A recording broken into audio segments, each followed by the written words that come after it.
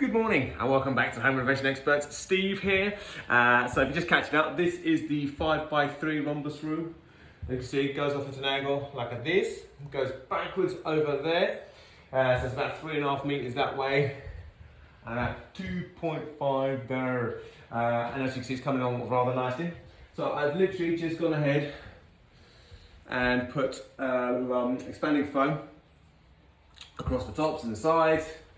As you can see, very, very nice. So that's going to go off, go hard, while I'm starting to get ready to cut the trims and stuff to actually like cover this bit here just to make it look all nice and neat. Also got a cup of tea down here. So I'll have a quick slurp of that. Oh, perfect temperature. Now, unfortunately, the weather has turned against me. So I've had to bring the gazebo back in again and set it all up so that I've got a sort of place to work. So what I'm going to do is for these reveals, so I say once the foam's gone off and I can actually chop it, I will trim a bit of 18mm MDF to that exact size across there to there. What I will then do is decide I might have like a 50mm, yeah, probably 50mm I thought, give or take, maybe 60. Then I'll kind of come over here, overlap onto my 18mm ply in that direction and just finish it off across there. The head one will just come a little bit past it, just because it makes it a bit more of a decorative feature. So I'm going to get that done, get that trimmed. I've got a board left over from where that used to be a window, basically. And that is my plan. So I'm going to crack on and get on with that. So that's going off. I'll finish my cup of tea, get my saw out in bits and pieces, and then start attacking that thing. Here we go. Right, so this stuff is now, excuse me, should clear my throat before starting the video. It's starting to harden off a bit now, which is lovely, lovely. What I've now done, as you can see, so that one is cut, ready to go on the inside of there. That one's cut, ready to go on the inside of there. And so forth, so these are all for the side internal trims. And then here you can see, these are all cut to 50mm. So they're gonna basically be the front, coming across there, like that. And also going across the top. And then these little three at the back here are just these little inserts underneath here to do this part. So that's taken me, well, I've done about an hour just to kind of chop all those bits up. But remember that great big board that was out? Ever this board? Let me show you how much is left from that. So basically, for argument's sake, that was a full board. There you go. That is literally what I have remaining. So it's quite amazing, like, how much these little bits all add up in the grand total scheme of things. So basically what I've been doing is using a plunge saw on the Festool rail with dust extractor, which, as you can see, look, anyone who cuts MDF will know it makes a bloody lot of mess and a lot of dust. Nothing, this site is clean and clear, and that's not me clearing up the sweep or anything, it's just literally battery powered extractor, done. Now if you're doing this DIY at home, top tip, don't tell the missus that I said this, and if she's listening, if you've got, say, like a Henry Hoover, like something a bit more disposable kind of thing, you just connect that up to the hose on your extractor port. I've done this loads of times when I've had like extractors go tits up or I've run out of a bag. I've got a Henry. Just tape it to that and that'll suck up your crap as you kind of go along. It's not ideal, but sometimes it's better than trying to clear up a shed load of crap, especially when it's raining and that stuff gets moist. It just sticks like a thing. Yeah, that's the word. Right, so that is that now done. It's still curing this stuff, so I'm not going to try and mess around with it too much at the second, but it's kind of nice just to have all those bits and pieces ready. When it comes to fitting it, I'm going to use 50mm panel pins using the DeWalt second fix gun, which is over there, so that'll just fire through into here. And then, but when I get the straight joints, so where this one's going to go here, like that, and if this one overlaps like this, across this joint where they meet, I will glue that. So that way, it'll prevent that ever opening up and expanding. So yeah, that's what I'll do with those bits and pieces. It'll just be a matter of running around, filling the panel holes, and then decorate cork, and give it a couple of coats, and it's done. I made it sound really simple. It'll take a little bit longer than that. But there we go, so that's it. So I'm gonna go off for a quick bite to eat, come back, and then what I'll probably do is, while I'm still waiting for this stuff to go off, is start cutting the trims for around the outside to kind of come across here. So that's my plan. It's a good plan. I'm going to crack on with that in a minute. I'll see you in a second.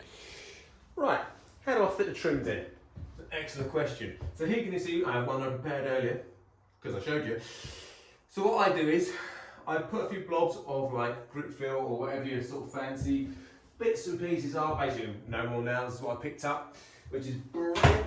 What I then do is blob it into the mould, like so. Just gently, don't push it all the way in, because this is important now.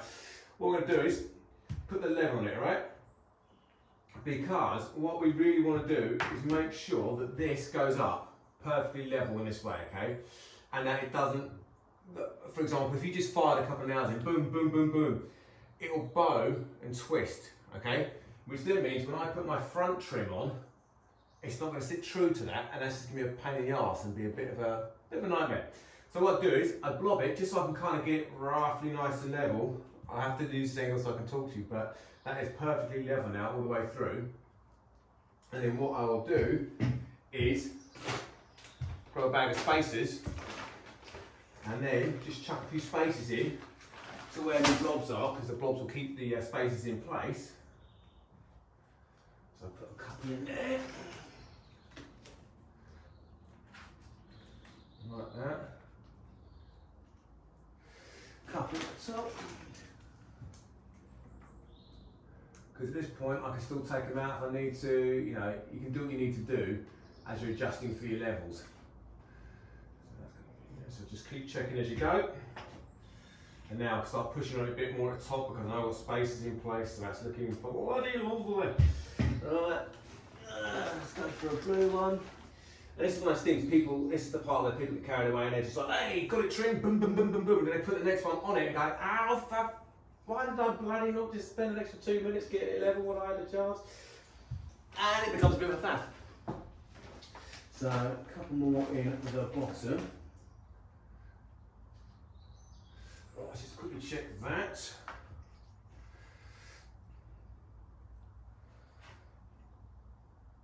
That's nice. I think just one or two more down here, just to definitely pin that exactly where I want it, so it doesn't move when I actually fasten the nails in it.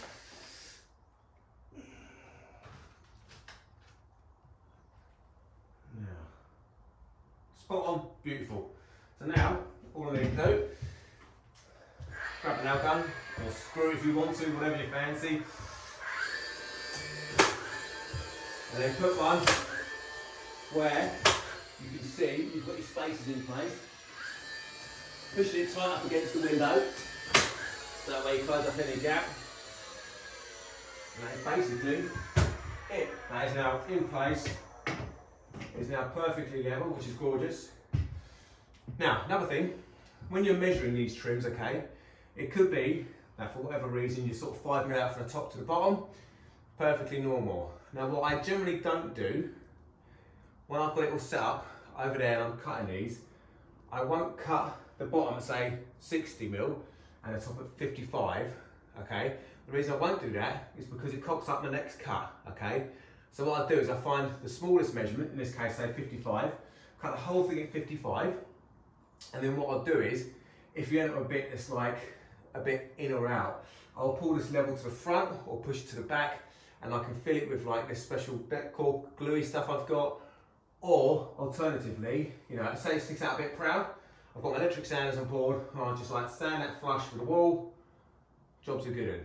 9 times out of 10 you'll never notice it anyway, it's like 5 mm, which isn't the end of the world, but it just means that otherwise I'm 5 mm out from the next cut, and then I've got to do all these, you've seen how many I've had to do, it just cocks up. I'm better off keeping a straight cut every time, makes my life a bit easier because you can adjust all this stuff as you go. But that's that bit. So what I'm going to do is run around.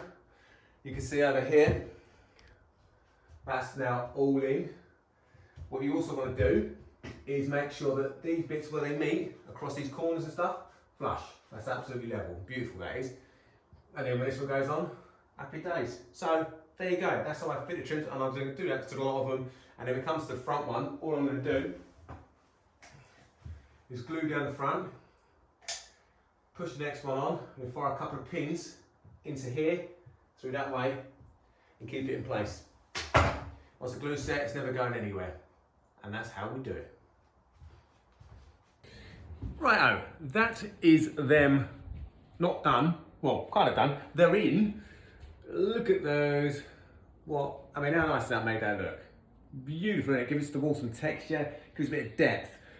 I really like this finish. Nice little overhang at the ends, just to kind of give it again a bit more decorative. So I've decorated, caulked it all, or used my gluey stuff because that binds it and sort of keeps it all together, which is lovely. So it's all like done into the windows now. This stuff is paintable as well, which is flipping brilliant. So after tea, I'll go around, knock back the few like brands that just didn't quite make it all the way in. Go around, fill all this, and then that's ready for painting tomorrow. The other thing that I've done as well, for those of you who are slightly more observant, these guys are now in on the inside and the outside. So these are like trickle vents. So that way you haven't got the window open, you can have those open, you've always got some ventilation going on. Skirting is now fit, so that's now in for these parts, which I couldn't do until obviously these were in.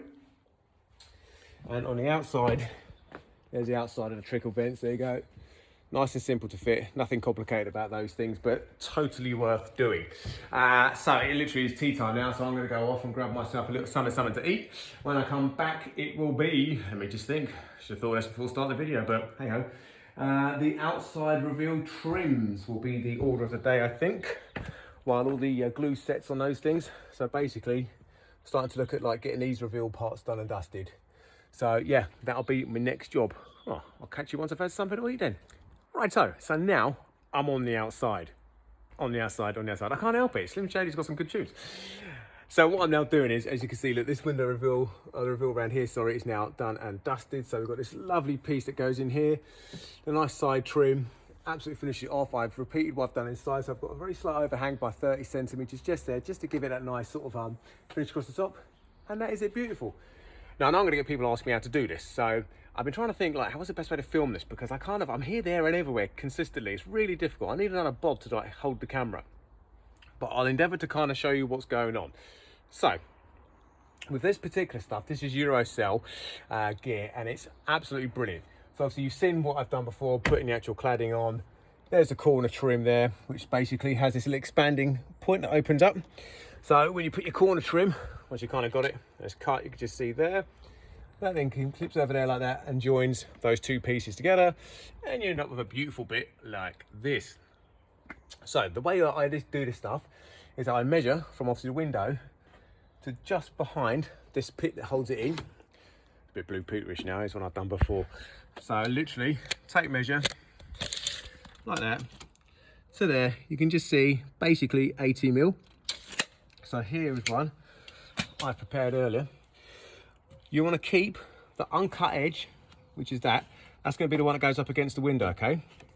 Because obviously the return trim here will cover any imperfections, but if that's tight to that looks now gorgeous and is beautiful. Once that is in, the measurement, this is the next bit, measuring from the top to the bottom, you want to measure from the front of the sill, which is going to be the tallest part, between there and there. And then once you've got it and you've cut it, you then want to put a very slight rake, a very slight angle on the bottom. So cutting from there upwards a little bit, because obviously seals are designed to have a very slight rake on them so that water will obviously run off of them and not just pool. So that way you can see there, that's going to be nice and neat, bit of silicone, finish it off, job's a good one. So you've cut it to the right width, you cut it to the right length, you've allowed for a bit of a slope on the bottom. Once that is done, I then push it tight at the top like that. And then what I'll do is, and this is where it comes in a bit more complicated, I take a very small pilot like this, drill a hole, and then basically hammer in one of my nice little pre-finished pegs. And that's it, that is it done. So once I've done, I always do the left, right first, then I'll do the top, and then I'll do a tiny video then in a minute of me actually like working out and cutting the actual trims, the corner trims as well. I hope this makes a bit of sense to people, because like all different like finishes and different companies do it differently. So this is only applicable really, it's kind of applicable to most parts with regards to like make sure you cut the right width and stuff, but how this actually finishes is like its own little system. So hope it helps. Right, so sides, top now on. So what I do is I cut two little fake pieces, 1, 2, push them right into the corner so I know that that's where they're going to sit. I will then measure from the end here, so obviously this end over here. I'll then add on to whatever that is, 60 mil, so that gives me 30 mil overhang either side. I will then cut said piece, like I have this one. I will then proffer it up, get it way I man, so it's kind of overlapping equally both sides. And then, and this is the difficult part, basically you see where the join is just here. I'm going to pencil mark that both sides, and then I'll show you why I've done that in a minute when I have both hands back. That was quick. Right, this is what I'm doing now. So you just see my pencil mark just there. So I'm going to get my tri-square and just mark that up perfectly to there. I'll then get the fine tool, or the multi-tool, sorry, cut straight up there, boom, and then I'll flip it over and I'll just cut the angle straight on that level, straight through, all the way across, and that'll create my little return, which basically is creating for you this little piece just here. So you can see, lovely jubbly. So obviously you're just cutting out that U part, so that fits flush. Lovely jubbly. Now this bit is a piece of cake because obviously you're just measuring from top to bottom. The only thing to be taken into account is the fact that I wanted it to finish on this line here. So I just measured from this bottom all the way up to the top, straight cut. And then basically exactly what I just did then, you're just cutting off this little piece here to give you that little nice neat return. It's not complicated. Honestly, it may sound complicated, but it isn't. You can do it because I can do it. So yeah, it's a piece of cake. And yeah, you may mess up a few bits and pieces, but this stuff isn't like too expensive. You can afford to buy a few extra trims, you know, when you're ordering, just so you know you've got a few pieces if you're a bit nervous about it. But otherwise, yeah, honestly, it's not complicated. And it just looks lovely when it's finished. So that's it. I'm gonna crack on and get this bit done. And that's it. End of the day, end of playtime. So there you go. So we've got the windows now all surrounded. What I'll do tomorrow morning is get my sander out and just sand between the joints just to make sure everything is lined and level and perfect and beautiful. I will then obviously give it a couple of coats of wall colour to finish it all off. Skirtings in, so that'll be like satin wooded tomorrow as well. As you just see on the outside, all this stuff is lovely and finished around the doors and windows and looking absolutely spanking. So tomorrow really is kind of just a tidy up day, kind of to finish off a few bits and pieces, touch up walls, touch up ceiling where I might need to, get all my stuff back on the van again. And then that is it. This one is officially done. So I'll take some nice pickies tomorrow and stuff like that. But yeah, happy with this one so far, and the client's over the moon. So everyone's happy and we like that. So if you like what you've seen, don't forget to like, subscribe, hit the bell icon. All these bits and pieces helps me out massively. Like I said in yesterday's video, got over 600 subs. Cool, just brilliant. So thank you guys so much for that. But yeah, hopefully you learned something. If you've got any questions, ping them below. I will get back to you. And that is it for the day. Whatever you're up to, have a nice one, and I'll see you again tomorrow. See you later, guys.